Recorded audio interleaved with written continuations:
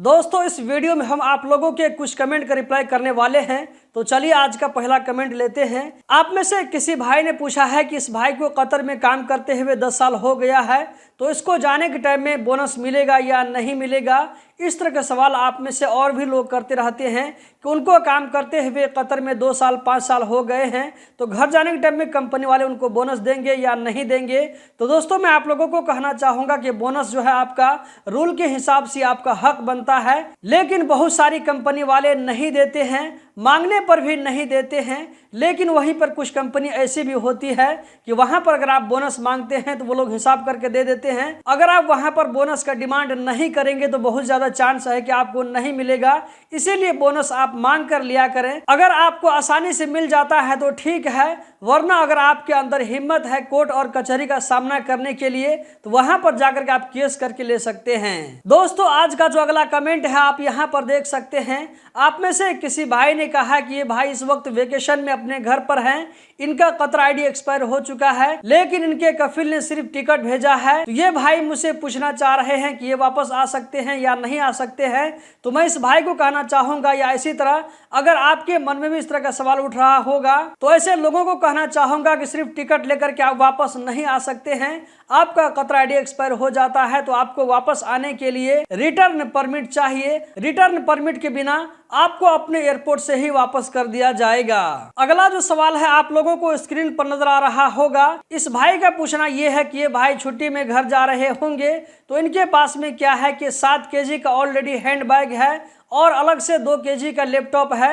तो इनको डाउट हो रहा है कि टोटल मिलाकर के 9 केजी हो जाता है। तो ऐसा तो नहीं है कि मुझे एयरपोर्ट पर दिक्कत होगी। तो यहाँ पर इस भाई को मालूम होना चाहिए कि लैपटॉप का वजन आपके लगेज में या ये कि हैंड बैग में नहीं जोड़ा जाएगा।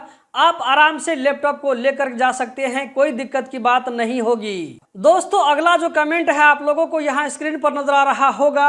आप में से किसी भाई ने कहा है कि इनका जो मित्रास 2 था और वो मित्रास 2 में जो नंबर ऐड किया हुआ था वो नंबर बंद हो चुका है। अब ये भाई दूसरी कंपनी में चेंज लेना चाहते हैं, तो ये पूछ रहे हैं कि मित्रास 2 में नाम चेंज होगा या नहीं होगा, क्योंकि जब ये चेंज लेने लगेंगे तो वहां पर कोई मसला तो नहीं हो सकता है। तो मैं इस भाई को कहना चाहूंगा कि सबसे पहला काम आप ये करें कि अपने नाम से एक नया सिम कार्ड निकलवा लें आईडी के ऊपर में। उसके बाद में जो आपका जो मित्रास 2 है उस मित्रास 2 में नया नंबर को ऐड कर दें। मित्रास 2 में नंबर चेंज करने का ऑप्शन आपको मिल जाएगा।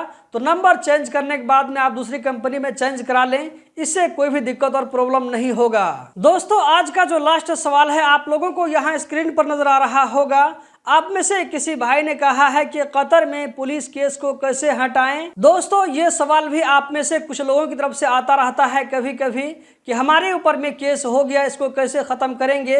तो यहाँ पर आपको मालूम होना चाहिए कि आपके ऊपर में जिस वजह से केस हुआ है, जिस डिपार्टमेंट से आपके ऊपर में केस हुआ है, वहां पर आपको हाजिर होकर के उसका रीजन मालूम करना है, वो कैसे खत्म होगा। अगर आपके ऊपर में कोई फाइन आया हुआ है, कोई जुर्माना आया हुआ है, तो उसको खत्म कीजिए, उसके बाद आपका केस भी खत्म हो जाएगा। या इसी तरह मान लीजिए कि कोर्ट ने आपके ऊपर में कोई सजा सुनाया है, तो सजा सुनाने के बाद में क्या होता है कि एयरपोर्ट बंद हो जाता है। तो कोर्ट की तरफ से जो भी सजा आपको सुनाया गया है, जो भी पनिशमेंट दिया गया है, उसको आप सॉल्व करें, उसके बाद में आपका केस खत्म हो जाएगा। अगर किसी आदमी के साथ में आपको सेटलमेंट करने के लिए कहा गया है, तो उस सेटलमेंट करने के बाद में आप कोर्ट में जाकर के बताएं कि वहां पर जो है सब कुछ क्लियर हो चुका है, आप उसको प्रूफ दिखाएं। इस तरह आपके ऊपर से केस खत्म हो जाएगा। दोस्तों इस वीडियो में इतना ही।